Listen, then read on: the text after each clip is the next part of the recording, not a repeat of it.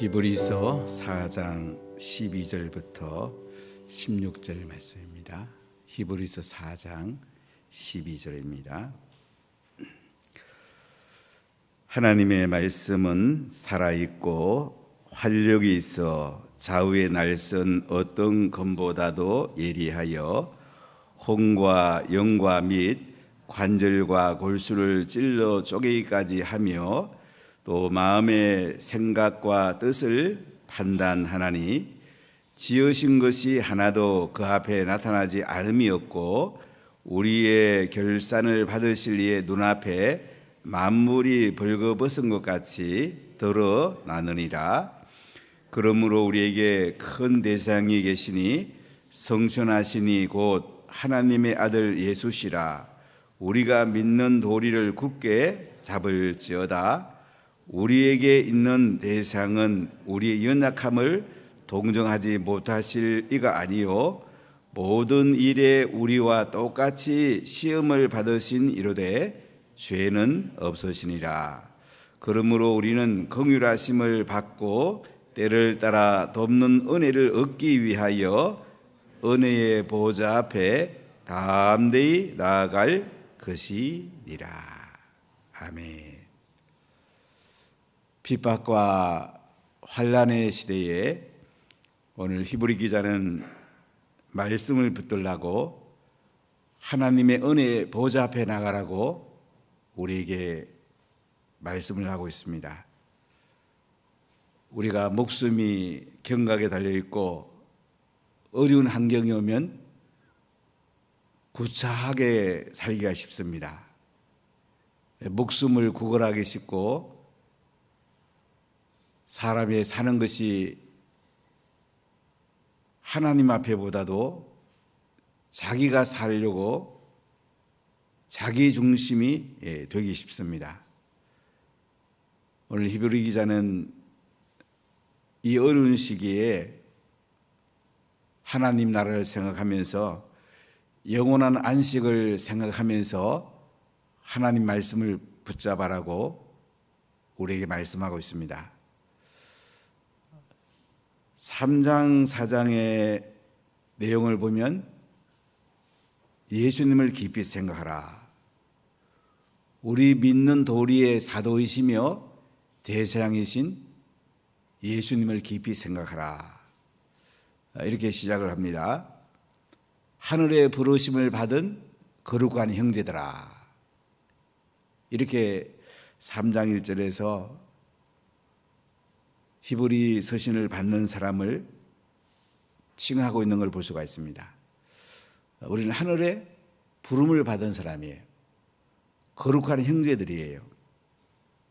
그래서 우리는 날마다 사도이시며 대장이신 예수님을 깊이 생각할 때에 하늘의 삶을 살 수가 있습니다. 이 땅에 살면서도 하늘의 삶을 사는 것이 가장 행복한 거예요. 우리는 자꾸 하늘의 것을 끌어내려가지고 자꾸 땅에서 내가 잘 돼 보려는 그런 측면도 물론 있습니다. 그러나 더 중요한 것은 땅의 것을 끌어올려서 하늘의 삶을 살아가는 이것이 영원한 하늘나라의 중심을 둔 우리 성도들의 삶이어야 된다는 거죠. 그래서 이스라엘 백성들이 출애굽한 후에 가나안 땅 들어가는 것이 그들이 가장 중요한데 대부분의 사람들이 광야에 엎드러져 죽습니다. 왜 그렇습니까? 믿음이 없었던 거예요. 순종하지 않았던 거예요. 하나님이 말씀하시면 내가 손해보더라도 믿음으로 순종하면 하늘에 놀라운 결과들이 옵니다. 근데 우리 자꾸 하늘의 것을 땅의 것으로 자꾸 해석을 해버려요. 하늘에 얼마나 영광스러움이 있는데 그것을 땅의 관점에 자꾸 집어내리다 보니까 어떻게 해요? 우리 삶이 구차하기 쉽고 땅의 것을 위해서 예수님을 희생하는 아주 낮은 단계의 삶을 살아갈 수가 있어요. 하늘의 부르심을 받은 우리들은 뭐예요? 땅의 것을 희생하더라도 하늘의 것을 살리는, 광야보다는 가나안 땅에 들어가는 것이 그들에게 가장 중요한 목표였던 거죠.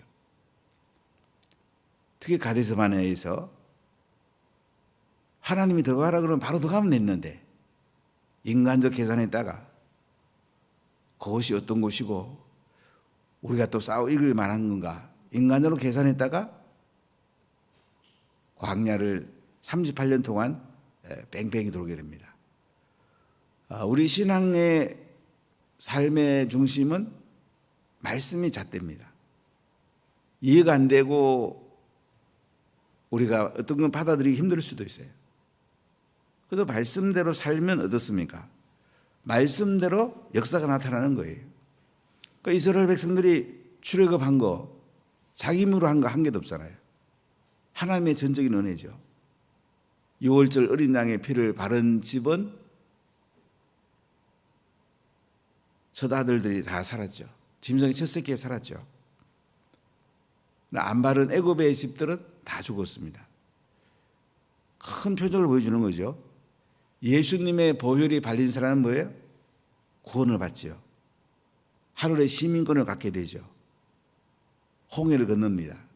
세례 받는 거예요. 성령 세례를 받는 거예요.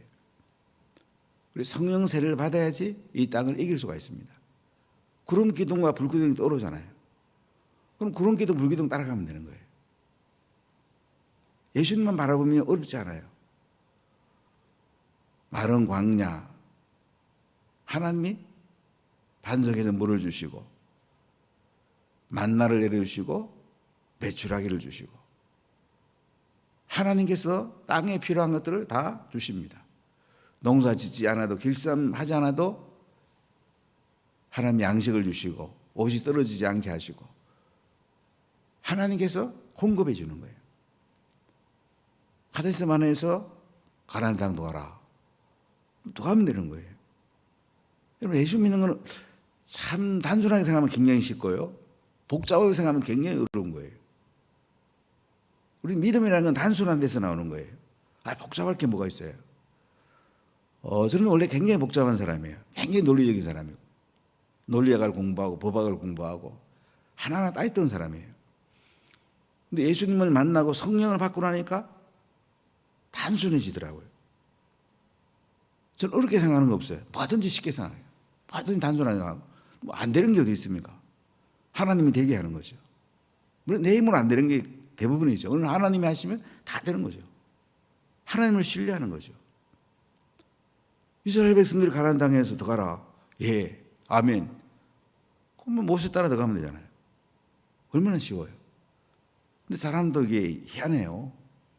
가봤다 와봐야지 뭐 성읍이 어떻게 생겼는지 어떤 사람이 사는지 그거 한 번 더 조사해 와야 되지 않느냐. 조사해 봐도 믿음으로 가지면 되는데 사람이라는 건 또 눈에 보고 나면 인간적 생각을 하는 거예요. 인간의 잣대를 들이대는 거예요. 그러니까 열정당군 우리도 가면 다 죽는다. 우린 그 앞에 다 메뚜기 같다. 사람이 희한한 거예요. 그만에 또 사람들이 현혹이 되는 거예요. 갈렙과 여호수아 같이 야, 더 가자. 하나님이 이끌어낸다. 그들 다 암만 쎄도 밥이야 밥. 하나님 자손 하나님 다 죽여. 우린 그냥 더 가면 돼. 우리가 이 땅에 살면서 믿음의 편에 설 건가? 아니면 다수결로 많은 사람 편에 설 건가? 매순간 매순간 선택해야 되잖아요. 우리는 하나님 편에 서면 되는 거예요. 말씀 편에 서면 되는 거예요. 그럼 하나님이 그 뒤에 일하시는 거예요. 인간의 편에 섰다가 부정적인 사람 편에 섰다가 얼마나 고생합니까? 광야에 다 엎드려 죽잖아요. 여러분 신앙생활 아주 쉽습니다. 하나님 편에 딱 서시고요. 믿음으로 전진하시고요. 하늘을 늘 바라보십시오. 땅에서 늘 변동이 있습니다. 결국 다 없어집니다. 그러나 예수님이 하나님 보좌 우편에 앉아 계시고 영광과 존귀의 관을 쓰고 계시고 그분이 우리를 바라보면서 빙그레 웃으시면서 야, 하늘 쳐다보고 와라. 내가 너희들을 이끌어 주마. 그럼 우리는 하나님 보좌 우편에 계시는 예수님 쳐다보고 가면 되는 거예요. 그걸 나중에 또 재림하실 거 아닙니까? 영광 가운데 우리가 사는 그 모습이 내 눈동자가 예수님을 향하고 있는가? 그러면 하나님 다 책임져 줍니다. 가정도 사업도 우리 사역도 다 하나님이 책임져 줘요. 우리가 하는 게 아니에요. 모세가 가데스 바냐 이 땅에서 하나님이 더 가자고 했을 때 그냥 갔으면 얼마나 좋았겠어요. 그죠? 광야에 다 엎드려 죽은 뒤에 새로 태어난 세대가 이제 모압 평지에서 가나안 땅에 들어가기 전에 또 신명기 말씀을 주시죠. 시내산에서 말씀 받은 사람들이 거의 다 죽은 시대, 새로운 시대에 신명기 말씀을 줍니다. 제2의 율법, 가나안 땅에 들어가서 지키라 이거죠. 가나안 땅에 들어가도 또 전쟁해야 됩니다. 여호수아가 앞장섭니다. 믿음으로 나가면 또 하면 다 이겨요. 여리고성은 이겼는데 아이성은 또 인간적 계산하다가 작은 성이니까 작은 사람 가자. 그러다 또 패하잖아요. 그러니까 사람이 사는 게요, 하나님 중심의 생각을 하느냐 인간 중심의 생각을 하느냐 아주 간단합니다. 하나님 중심의 생각하면 하나님 다 해주세요. 인간으로 계산하고 자기가 드러나고 내가 할 수 있다 그러면요 그건 패하는 거예요. 여러분 삶을 단순화시킵시오. 복잡할 게 뭐가 있습니까? 새벽 기도를 중심으로 딱 내 시간에 중심을 맞추고 말씀을 들은 대로 하루를 또 그대로 살아가고 그럼 하나님 지혜를 주잖아요. 공부를 해도 그렇고 사업을 해도 그렇고 하나님이 지혜를 주죠. 하나님이 세상을 이길 능력을 주죠. 하나님이 하시면 얼마나 쉽습니까? 여러분 자녀를 하나님께 맡기십시오. 자기 중심의 삶을 살아가면 피곤합니다. 우리 자녀가 잘 돼야 되겠습니까? 우리 자녀를 하나님께 맡기세요. 광야에 엎드려 죽게 만들지 말고 가나안 땅에 다 들어가게 만드세요. 가보니까 뭐예요? 전쟁에서 이기고 나니까 우물도 다 있지요. 포도원에 가니까 또 포도 달려있죠. 하나님이 다 준비했잖아요. 하늘에서 부어주는 삶이 시작이 되잖아요. 히브리 기자는 이 내용을 3장 4장에서 반복해서 다뤘습니다. 그리고 제일 강조하는 게 뭐냐면 오늘 너희가 그의 음성을 듣거든 너희 마음을 완고하게 하지 말라. 3번 반복합니다. 마음을 강팍하지 마. 그냥 하나님이 하라는 대로 해. 믿음으로 그냥 살아. 말씀대로 그냥 순종해. 그럼 하나님이 다 알아서 한대. 어려운 거 아니다. 가나안 땅에 들어가면 되고 하나님이 부어주는 거 누리면 되고 아주 단순하잖아요. 핍박과 환난이 옵니다. 목숨을 내놔야 되기도 합니다. 목숨 내놓으라면 목숨 내놓으면 되고 우리가 단순하게 생각하면 되는 거예요. 목숨 내놓으면 하나님이 살리기도 하고 또 뭐 순교하기도 하고 구차하게 죽는 것이 제일 불쌍한 거잖아요. 그러니까 영원한 안식을 생각하라 이거죠. 하늘의 안식을 생각하면서 말씀 붙들라는 거예요. 자, 그래서 오늘 12절에 이렇게 말씀합니다. 같이 우리 읽어보겠습니다. 하나님의 말씀은 살아있고 활력이 있어 좌우의 날선 어떤 검보다도 예리하여 혼과 영과 및 관절과 골수를 찔러 쪼개기까지 하며 또 마음의 생각과 뜻을 판단하니. 오늘 이 말씀 보니까 하나님 말씀을 어떻게 하고요?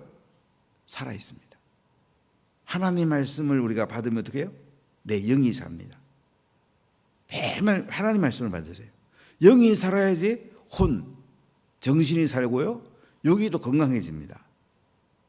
그리고 내 삶에 하나님의 은혜가 부어주는 거예요. 하나님 말씀은 살아있습니다. 그 다음에 활력이 있다, 운동력이 있다, 에너지가 있단 말이지. 하나님의 말씀을 받으면 하늘에 에너지가 들어옵니다. 우리 삶이 풍성할 뿐만 아니고 이 땅을 이길 수 있는 힘이 생기죠. 그리고 좌우의 날선 어떤 검보다도 예리하다.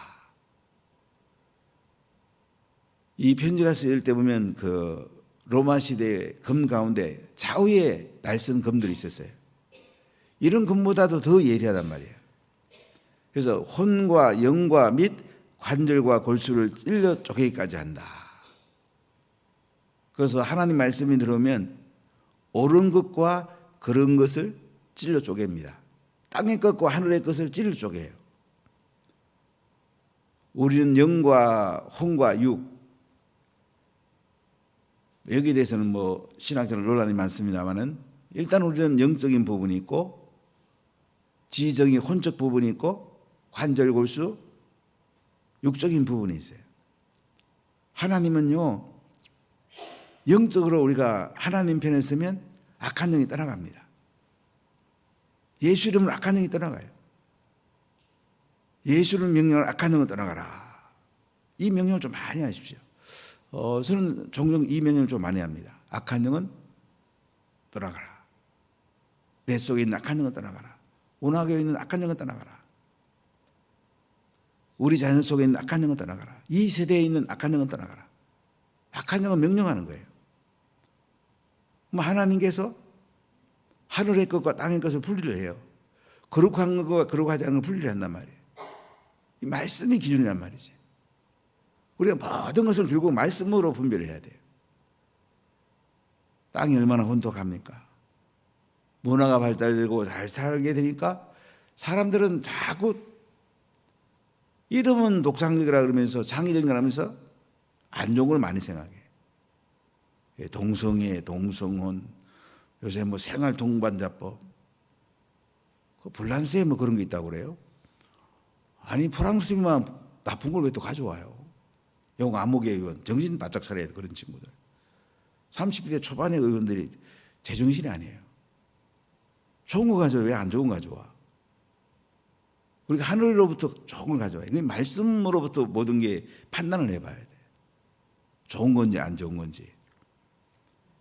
그래서 하나님 말씀은 살아있고요, 활력이 있어 에너지를 주고요, 자유의 날씨는 어떤 것보다 예리해 가지고요 찔러 쪼개기는 거예요. 하늘을 깼고 땅에 거 옳은 것과 그런 걸 찔러 쪼갠단 말이야. 그래서 마음의 생각과 뜻을 판단한다. 하나님 말씀이 모든 걸 판단해요. 여러분 자녀에게 말씀을 잘 전수하십시오. 이게 가장 복된 겁니다. 우리가 공부하는 것도 중요하고 우리가 이 땅에 지혜를 가져야 되지만은 가장 중요한 말씀이 들어오면 지혜가 들어와요. 공부는 자연스럽게 잘할 수 있어요. 말씀을 계속 어릴 때부터 삶으로 담아내도록 자녀를 기르는 것이 자녀를 가장 축복하는 건데 우리는 자꾸 다른 걸 자꾸 갖고 오려고 그래. 자녀에게 자꾸 딴 거, 뭐 지름길이 없나, 땅에서 잘 되는 길이 없나. 이건 부모가 그걸 넘어서 해야 돼요. 하늘의 것을 갖고 들어와야 돼요. 마음의 생각과 뜻을 판단한다고 그러잖아요. 13절 읽어볼까요? 지으신 것이 하나도 그 앞에 나타나지 않음이 없고 우리의 결산을 받으신 이에 눈앞에 만물이 벌거벗은 것 같이 드러나느니라. 지은 것이요 하나님 말씀 앞에 다 드러납니다. 하나님께 다 드러나요. 우리의 결산 받으실 이의 눈앞에 만물이 벌거벗은 것 같이 다 드러난다. 그리고 우리는 하나님 앞에 결산할 거예요. 이 땅에 사는 사람에 대해서 결산할 거예요. 영적으로 말씀 붙들고 살았는가? 새벽에 기도하며 살았는가? 복음 전하고 제자 삶을 살았는지, 우리의 삶에 하나님 은혜 가운데 살았는지, 이 땅의 삶이 다 결산할 때가 와요. 눈앞에 다 드러난단 말이지. 그때 우리가 하나님 보시기에 정말 멋지게 살았다. 하나님 말씀대로 살았다. 이거 하나님 이거 중요하거든요. 환난과 핍박 가운데 구차하게 목숨 구걸하지 말고 하나님 앞에 생명 내놓고 하나님이 취하면 하나님 앞에 가는 거고 이 땅에 살면 또 영광스럽게 사는 거고 좀 우리가 담대하고 좀 하나님 앞에 믿음으로 살아가는 거 말씀을 기준으로 살아가는 거 그러면 광야를 이길 수 있다는 거죠. 믿음으로 순종할 수 있다는 거죠. 그 가나안의 영광을 누릴 수 있다는 거죠. 가나안보다 더 놀라우신 하늘의 영광을 우리가 누리게 된다는 거죠. 자, 그러면서 말씀이 육신되어 오신 예수님을 오늘 소개하는 걸 볼 수가 있습니다. 자, 14절 같이 보겠습니다. 그러므로 우리에게 큰 대상이 계시니 성천하시니 곧 하나님의 아들 예수시라 우리가 믿는 도리를 굳게 잡을지어다. 그러므로 우리에게 큰 대상이 계시대요.